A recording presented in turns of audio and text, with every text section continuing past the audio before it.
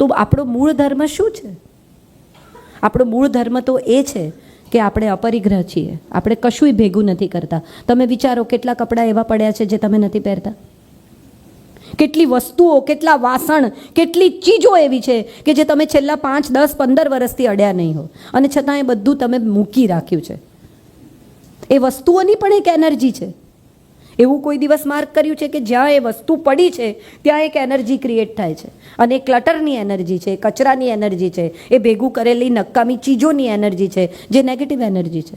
Feng શુઈ, Chinese જે વાસ્તુકલા છે એ એમ કહે છે કે વસ્તુઓને દર 1 વર્ષમાં 27 વખત એની જગ્યાએથી ખસેડી લેવી જોઈએ, 27 ટાઈમ્સ.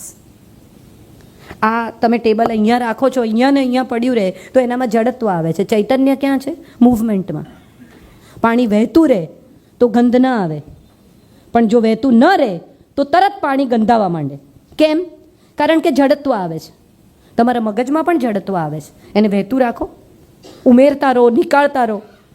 લોકો પાણી ભરે, વરસાદનું પાણી આવે તો એ રિસાયકલિંગ છે. તમારા મગજમાં પણ આ 5 તત્વોનું રિસાયકલિંગ થતું રહેવું જોઈએ, જે નથી થતું. હવે આપણે બધા એક જ દિશામાં વિચારતા થઈ ગયા છે. જિંદગી બહુ જ કિંમતી છે. એવી સમજણ મોડી પડે ને એના કરતાં આજે હમણાં પડે તો સારું. અચોર્ય શું છે? ચોરી ન કરવી એટલે શું? કોઈના ઘરેથી વસ્તુ ન ઉઠાવવી? ના, ચોરી ન કરવી એટલે વિચારોની પણ ચોરી ન કરવી. આજે મારા મનમાં જે વાત આવી છે એના ઉપર હું લાંબો વિચાર કરીને એ વિચારને કોઈ ચોરી કરી લઉં એ પહેલાં હું મારા વિચારને મારી રીતે એને મોટો કરીને, એને એનાલાઇઝ કરીને એમાંથી બહાર કાઢું કશુંક. એ ચૈતન્ય છે. એક વિચાર આવ્યો, ગયો. નવો વિચાર આવ્યો, ગયો. અને તમે વિચાર કરો, આપણે વિચાર કરવાનું જ બંધ કરી દીધું છે. આ ફોન જે આપણી પાસે હમણાં આવ્યા છે, કાળા ચકરડાવાળા ફોન હતા, ખબર છે બધાને? કેટલા નંબર મોઢે યાદ રહેતા હતા. અને હવે તમને ધીરે ધીરે આ માનસિક ચોરી છે, યાદ ન રાખવું, એ તમને સરળ લખી લો, ફોટો પાડી લો. તમને મળેલી સંપત્તિને તમે નથી વાપરતા, એ પણ એક વિચિત્ર પ્રકારની ચોરી જ તો છે. તમને સંપત્તિ મળી છે, બ્રેન. એ બ્રેન ધીરે ધીરે કેટલા બધા લોકો ફરિયાદ કરે છે, યાદ જ નથી રહેતું. કેવી રીતે યાદ રહે? તમે યાદ રાખવાનો પ્રયત્ન જ નથી કરતા. હવે આપણને ટેવ પડી ગઈ છે, તરત ફોટો પાડી લે, તરત ગૂગલ કરે, તરત શોધી કાઢો. મહેનત નામની ચીજમાંથી આપણે નીકળતા જઈએ છીએ. અને કદાચ એટલે સૌથી મોટો પ્રશ્ન એ સર્જાયો છે કે આપણે મહેનત નથી કરતા, માટે એનું ફળ નથી મળતું. શું છે મહેનતનું ફળ? બહુ મહત્વની વાત છે. મહેનત એટલે માત્ર પૈસા કમાવાની મહેનત? મહેનત એટલે માત્ર બહાર જઈને ગુણ ઉંચકવા, જીમમાં જવું, શરીરમાં મહેનત કરવી? બુદ્ધિ પણ મહેનત કરાવે છે. યાદ રાખવાની મહેનત. બીજા લોકોની સાથે કેટલા આટલા આ બાળકોને હવે ફર્સ્ટ કઝિન નથી ખબર, બધા અંકલ થઈ ગયા. કોઈ એક જમાનામાં મામા, કાકા, ફુવા, માસા આપણને ખબર હતી. હવે બધા અંકલ છે, બધી આંટીઓ છે, માસી છે, કાકી છે, ફોઈ છે, દાદી છે, નાની છે, નાનું. એક હવે નવો ટર્મ આવ્યો છે, પાપા, બાપુજી, પિતા. કેવા સુંદર સંબોધન. એ બધું હવે જૂનવાણી થઈ ગયું છે. ડેડ. મને તો DAD જ વંચાય. જેટલી વાર ડેડ કે ને એટલી વાર મને ડેડ જ લાગે. છોકરા ઈચ્છે જ છે કે આ ડેડ થાય તો મને સંપત્તિ મળે, એટલે ડેડ કરે છે કે ડેડ થાવ તો પૈસા મળે, ડેડ થાવ તો પૈસા મળે. છેલ્લી વાત જે મારે સૌને કહેવી છે એ છે કે આપણે બધા જ જાણે અજાણે આપણી લાઈફને તિરસ્કારતા થઈ ગયા છે. જે મળ્યું છે એનો આભાર માનવાને બદલે સતત એક તિરસ્કારની, કડવાશની, નકારાત્મકતાની ઉર્જામાં ધીરે ધીરે એટલા બધા પ્રવેશી ગયા છીએ કે આપણે પોતે જ એક નેગેટિવ એનર્જી બની ગયા છે. કદી નોંધ્યું છે? આ મુંબઈમાં રહેનારાએ તો હું જેટલી વાર આવું છું એટલી વાર નોંધું છું, ને તમે પણ નોંધ્યું હશે, અહીંયા તમને ચહેરા પર સ્માઇલ સાથે લોકો જ નથી દેખાતા. માર્ક કર્યું છે કોઈ દિવસ? સ્ટેશન પર જુઓ, રસ્તામાં જુઓ, રેસ્ટોરાંમાં જુઓ, આવ્યા છે મજા કરવા પણ મોઢું આમ જ છે. ખાઈ લો તો ઘેર જઈએ, પતાવો. બહારગામ ગયેલા લોકો, લોનાવલા ફરવા ગયેલા, અહીંયા શું જોવાનું છે? ચાલો ને ભાઈ, હવે અહીંથી ફોટા પાડી લીધા. કશાયમાં મજા ના આવે એવી કેવી જિંદગી થઈ ગઈ છે. કોઈ ચીજમાં મજા નથી આવતી. તમે વિચારી જોજો મારી વાત ઉપર, અને મને વિશ્વાસ છે કે વિચાર્યા પછી તમે સહમત થશો. આપણો પ્રશ્ન એ છે કે આપણને કોઈ ચીજમાં મજા નથી આવતી, અને જે મળે એ ઓછું પડે છે. અને કદાચ એટલે જ હવેના નવી પેઢી જે આ ડ્રગ્સની દિશામાં ધકેલાઈ છે, જે મારો છેલ્લો મુદ્દો છે, એ એટલા માટે જ છે કારણ કે થ્રિલ જ નથી. રોજ એમને નવી થ્રિલ જોઈએ છે. એ ક્યાંથી લાવશે? એ થ્રિલ એમને મેળવવા દો, એમને ક્યારેક ના પાડો, એમને ક્યારેક મહેનત કરવા દો, એમને ક્યારેક સંઘર્ષમાંથી પસાર થવા દો, એમને ક્યારેક અચીવમેન્ટનો અહેસાસ થવા દો. આપણે આ કંઈ કરતા નથી, બધું રેડીમેડ. તમે વિચારી જુઓ તમારી જિંદગીમાં આજે તમે, હું અહીંયા આંખ બંધ કરું ને કહું કે અંધેરી, મને ઉંચકીને સીધી ત્યાં મારા ઘરની બહાર મૂકી દે. હું એમ કહું કે આજે મારે શું ખાવું છે, એ મારા ટેબલ પર આવી જાય. હું કહું કે મને આ સાડી બહુ ગમે છે, મને મળી જાય. જિંદગી જીવવાની મજા આવશે?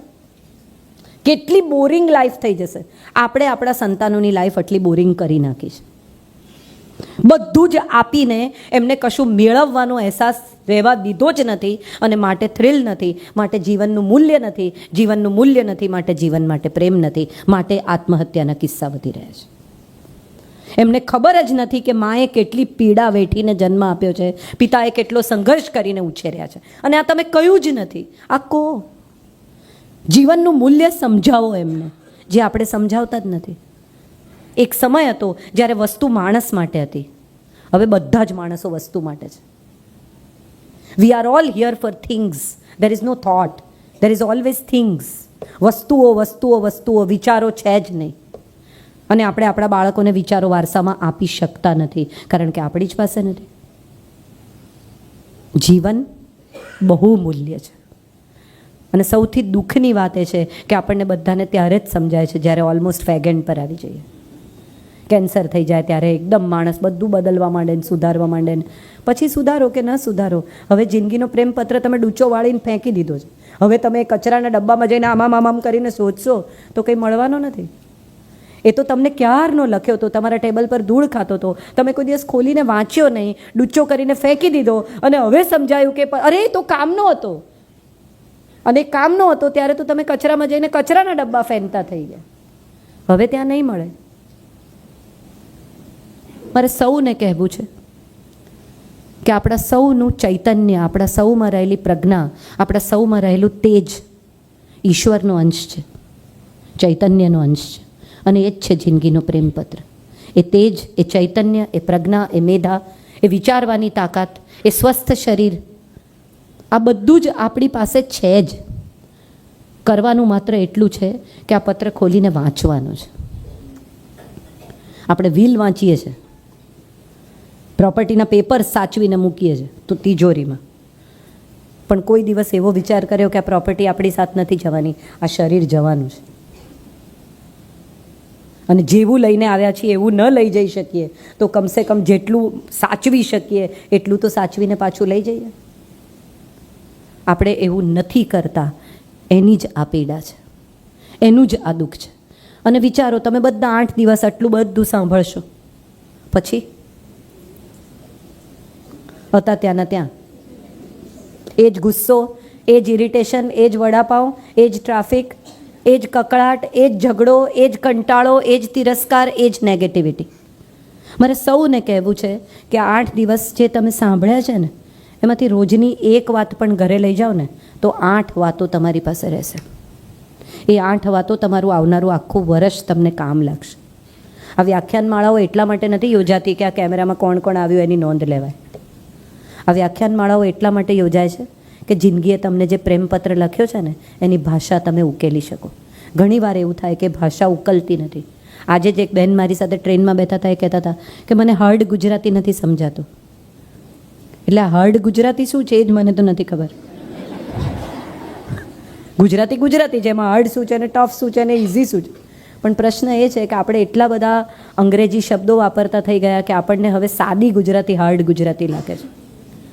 એટલે હવે એટલી બધી નેગેટિવિટીના શબ્દો આપણી ભાષામાં ઉમેરાઈ ગયા છે કે જિંદગીએ લખેલો સુંદર પ્રેમપત્ર આપણને હાર્ડ લાગે છે, આપણને વાંચવામાં રસ. આટલું બધું કોણ વાંચે ભાઈ? છાપાના લેખના શબ્દો ઘટતા જાય છે, લોકો આટલું બધું નથી વાંચતા. ટૂંકમાં સમજાવો, ટૂંકમાં કહી દો મુદ્દો શું છે. તમને કોઈક ફોન કરે અને આડી વળે કેમ છો, મજામાં, શું ચાલે છે, બાકી બધું બરાબર છે, બોલો ને શું હતું. એટલી પણ ધીરજ નથી કે તમે 4 શબ્દો કોઈની સાથે વગર જરૂરના બોલી શકો. જિંદગીનો પ્રેમપત્ર વાંચવાની તો વાત દૂર જ ગઈ કે તમે આખો કાગળ ખોલીને વાંચો એટલી ધીરજ તો હવે રહી જ નથી. એ ધીરજ કેળવો, એ ભાષા ઉકેલતા શીખો, એ ચૈતન્યને જગાડો, એ પ્રજ્ઞામાંથી નીકળીને ક્યાંક કશુંક મેળવવાનો, જિંદગી સાથે જોડાવાનો પ્રયત્ન કરો. આ વ્યાખ્યાનમાળાઓ, આ પર્યુષણ માત્ર એટલા જ માટે આવે છે દર વર્ષે. તમે દર વર્ષે જે ચોપડા લખો છો, 0 કરો, GST ભરી દો, કેટલું કેશ વિડ્રોલ થયું, કેટલું ગયું, શું થયું, કેટલો ટેક્સ આવશે, કેટલો બચાવી શકાય, એવા જિંદગીના પણ ચોપડા છે. આ પર્યુષણ છે ને એ જિંદગીના ચોપડા ઉકેલવાની દિવાળી છે સાહેબ. નવો ચોપડો લખજો આ પર્યુષણ પૂરું થાય ત્યારે. જૂના ચોપડા બંધ કરી અને એમાં ક્યાંક કશેક જિંદગીનો પ્રેમપત્ર ફસાઈ ગયો હોય, લાઈફનો લવ લેટર, તો એ બહાર કાઢજો, વાંચજો. ખૂબ એવી વાતો મળશે કે જે તમે ખરેખર ભૂલી જ ગયા છો, ક્યાંક મૂકી દીધો છે આડે હાથે કોઈક એવી જગ્યાએ કે જે તમે કાઢવાનું ભૂલી ગયા છો. પર્યુષણ આવે છે જેટલા માટે કે જિંદગીના ચોપડા 0 કરી શકાય, સ્વયં પાસે પહોંચી શકાય. આપણા બધાનો પ્રશ્ન એ છે કે આપણે સ્વયં પાસે નથી જતા, અન્ય પાસે જઈએ છીએ. કંઈ પણ પ્રશ્ન હોય તો તરત બીજાની સાથે ચર્ચા કરવાની. એકવાર જાતને પણ તો પૂછો, આનો ઉકેલ છે મારી પાસે? રડી નાખવું, બોલી નાખવું, કહી દેવું. જિંદગી જ્યારે સમસ્યા મોકલે છે ને ત્યારે એ જ એન્વેલપમાં સમાધાન પણ હોય છે. આપણે માત્ર સમસ્યા કાઢીએ છીએ, જોઈએ છીએ અને બાકીનું એન્વેલપ ડૂચો કરીને ફેંકી દઈએ છીએ. એની અંદર જ સમસ્યાની સાથે જ એને સમાધાન સાથેના એન્વેલપમાં જ છે. આખું એન્વેલપ ખોલજો. જિંદગી તમને પ્રત્યેક સમસ્યા સાથે સમાધાન મોકલે છે. એ જ એનો પ્રેમપત્ર છે. એ તમને કહે છે કે હું તો તમને જિંદગી આપું છું, ચૈતન્ય આપું છું, હવે તમે જીવો નહીં તો એમાં મારો વાંક નથી. અહીંયા વ્યાખ્યાનમાળામાં આવીને કોઈક ઊંઘી જાય તો એમાં નવીનભાઈનો વાંક નથી. એમણે તો ગોઠવી, મને બોલાવી, તમે પણ આવ્યા, પણ તમે આવીને ઊંઘી ગયા તો હવે તમારો પ્રોબ્લેમ છે. તમને લાગે એમ કે હું જતા હતા ને ભાઈ, અમે તો બધી વ્યાખ્યાનમાળા સાંભળી છે. છેલ્લી એક નાનકડી વાર્તા કહીને મારી વાત પૂરી કરું. એક ગાય અને એક સિંહ જંગલમાં દોડે છે. ગાય આગળ છે, સિંહ પાછળ છે. બંને જણા દોડતા દોડતા એક કળણમાં ફસાઈ જાય છે. સેફ ડિસ્ટન્સ પર છે, હવે સિંહ એને કંઈ કરી શકે એમ નથી. ત્યાં પહોંચે છે એટલે ગાય જરા હાંફતી શ્વાસ લે છે, સિંહ પણ હાંફે છે. અને પછી ગાય એને પૂછે છે, થોડે દૂર છે, હવે સિંહથી નુકસાન નથી, એટલે એને પૂછે છે કે તારો કોઈ ગુરુ, કોઈ મેન્ટર, કોઈ તારો ભગવાન છે? એટલે સિંહ એને કહે છે, હોય કોઈ ગાંડી, હું તો પોતે રાજા, મારી ઉપર કોણ હોય? મારી ઉપર કોઈ ના હોય, હું જોઉં જે હોવે. ગાય હસે છે અને એને કહે છે તો તારું આવી બનશે. કે કેમ, મને શું થશે? તો કે 5 વાગે છે ને હું ઘેર નહીં પહોંચું ને એટલે મને શોધવા આવશે. જે શોધવા આવશે એ જોશે કે હું ફસાઈ છું એટલે દોરડું નાખશે, હું દોરડું પકડીને બહાર આવી જઈશ. તું શું કરીશ? તને કોઈ શોધવા નહીં આવે, તું જ રાજા છે, ફસાયેલો રહે. જો જિંદગી તમને શોધવા આવી હોય ને તો જડી જજો. બસ આ જ મારી છેલ્લી વાત છે. ક્યાંક ને ક્યાંક જો જિંદગી તમને શોધવા નીકળી હોય ને તો એને બૂમ પાડજો કે હું અહીંયા છું, મને શોધી લે, મને લઈ જા. દોરડું નાખ તો હું આ તિરસ્કારના, તકલીફોના, સમસ્યાના, કંટાળાના, વસ્તુઓના કળણમાંથી બહાર નીકળું અને તારા તરફ આવું. Thank you so much. આપ સૌનો આભાર.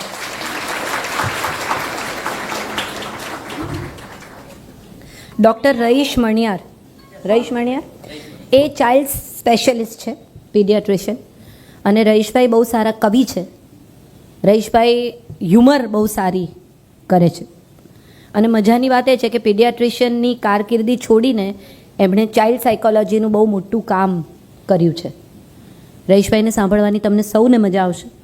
સ્પેશિયલી પેરેન્ટિંગ પર એમના વિચારો બહુ જ રસપ્રદ હોય છે. સો પ્લીઝ જે લોકોને પેરેન્ટિંગમાં રસ હોય ચોક્કસ રઈશભાઈને સાંભળે. ખાલી એટલું જ કહેવાનું કે સાંભળીને મોકલજો. આપણા બધાની મજા એ છે કે આવ્યું એટલે મોકલી દેવાનું. સામેનાને એવું લાગવું જોઈએ કે મેં સાંભળ્યું છે. સાંભળો ન સાંભળો એનાથી ફરક નથી પડતો, એને એમ લાગવું જોઈએ કે તમે સાંભળ્યું છે. સો આપણો પ્રોબ્લેમ જ એ છે કે આપણે બીજા માટે લિંક ફોરવર્ડ કરવા માટે જ છે બધું જે કંઈ છે. એટલે સાંભળીને મોકલજો. કંઈ પણ પૂછી શકો છો. મને એક જણે પૂછેલું કે આ બધું તમે લખો છો એ સંજયભાઈ વાંચે છે એમ. ત્યારે મેં કહેલું કે વાંચતા હોય તો મને રહેવા દે ઘરમાં. કંઈ પણ પૂછી, ફીલ ફ્રી ટુ. આ આપણો સંવાદ છે. આમાં સંકોચ, શરમ, બીજા શું વિચારશે એ પણ જો તમે જ વિચારવાના હો તો એ શું વિચારશે? એટલે એમને એમનું વિચારવા દો. કંઈ પણ તમે ફીલ કરતા હો, તમને એમ થાય કે મારે આ કહેવું છે, પૂછવું છે, તો તમે મારી સાથે વાત કરી શકો છો. ડૉક્ટરનું કામ તો સર પ્રિસ્ક્રિપ્શન લખવાનું છે. તમે દવા લઈ આવો, ટેબલ પર મૂકો તોય સાજા નહીં થાવ, ખાવી તો પડશે જ. એક ભાઈ બૂટ ખરીદવા ગયા, પછી ખરીદ્યા બૂટને, આમ જોયા હાથમાં લઈને, પછી દુકાનવાળાને પૂછ્યું કે આ ચાલશે ને? એટલે દુકાનવાળાએ કહ્યું કે ના સાહેબ, પહેરવા તો પડશે. પ્રશ્ન એ છે સર કે હું તો આપને મનાઈ કરતાં વધારે છે ને, મારે બધાને એવું કહેવું છે કે તમે એક વક્તાએ પોતાનો 1 કલાક આપ્યો છે, તમે 5 મિનિટ નથી આપી શકતા? આ મારો સાદો સવાલ છે કે એક વક્તા 6 કલાકનું ટ્રાવેલ કરીને, બધા જ આવશે, રહીશભાઈ આવશે, જયભાઈ આવશે, હું આવી છું, બધા 6-7 કલાક ટ્રાવેલ કરીને 1 કલાક વાહનમાં બેસીને તમારા માટે અહીંયા આવે છે, પોતાનું 1 કલાક વધારાનું પણ તમને આપે છે. તો તમને એવું નથી લાગતું કે એના સન્માનમાં પણ 5-7 મિનિટ આપણે, કદાચ કંટાળો પણ આવે તો બેસવું જોઈએ? આવી મારી ફિલિંગ છે. મનાઈ છે એવું કહેવા કરતાં મને એવું લાગે છે કે સામેની વ્યક્તિનું સન્માન કરવું એ આપણી જવાબદારી છે, ઉત્તરદાયિત્વ છે. તો આટલું ઉત્તરદાયિત્વ આપણે નિભાવીએ નહીં તો કયું Paryushan? This is something very simple that we all need to. આ એકચ્યુઅલી છે ને બહુ સરસ ફિલિંગ છે. જ્યાં સુધી આ અધૂરપ રહેશે ને ત્યાં સુધી જે પૂરા કરવાની એક જર્ની ચાલુ રહેશે. અને ડિવાઇન ડિસસેટિસ્ફેક્શન કહેવાય. અદ્ભુત ચીજ છે આ, અને દરેકને હોવી જ જોઈએ. બધું જ પામી ગયા, બધું જ મળી ગયું, મને બધું જ આવડે છે, મને બધું જ સમજાય છે, એને બદલે ક્યાંક કશું ખૂટે છે. એ બહુ સરસ ફિલિંગ છે. અટકી નથી ગયા. એક વોઇડ છે જે હજી ભરવાનો છે, અને આપણે બધાએ ભરવાનું છે. મને પણ થાય છે. મને એમ થાય કે અરે હજી કેટલું બધું વાંચવાનું મારે બાકી રહી ગયું છે. આ ઉંમર થઈ ગઈ, હજી તો કેટલું બધું જાણવાનું બાકી રહી ગયું, હજી આપણને નથી ખબર. ઓહો, અચ્છા આમ. તો મને લાગે છે આ અધૂરપ તો બહુ સરસ છે. આને ખરાબ રીતે જોવા કરતાં એવી રીતે જુઓ કે હજી આ તરસ છે તમારામાં, જીવી લેવાની, પામી જવાની, વાંચી લેવાની, મેળવી લેવાની. એને અટકી ગયા એવું શું કામ કહો છો? એનો શબ્દ ખાલી બદલી નાખો. એમાં ખાલી એટલું કહો કે હજી ચાલવાની ઈચ્છા છે, અટક્યા નથી, હજી તો મંઝિલ દૂર લાગે છે. Why are you feeling stuck? You should feel that oh you have to still walk. હજી ચાલવાનું છે. આમાં ફિલિંગ એવી છે કે સાંજ ઢળવા લાગી છે અને મંઝિલ પહોંચ્યા નથી. અને એવી ઘણા લોકોને થતી હશે, આઈ એમ શ્યોર, અને થવી જોઈએ. આ જ છે જિંદગીનો પ્રેમપત્ર. તમે જીવો છો એની આ નિશાની છે. બધું જ મળી ગયું છે, બધું જ પામી ગયા છીએ, બધું જ ભોગવી લીધું છે, તો પછી રહ્યું શું? ચલો હવે નીકળવાનો ટાઈમ થયો. કંઈ બાકી છે માટે તો જીવીએ છીએ. તો એ બાકી જીજીવિષા ન રાખતા, એટલું મારે કહેવું છે.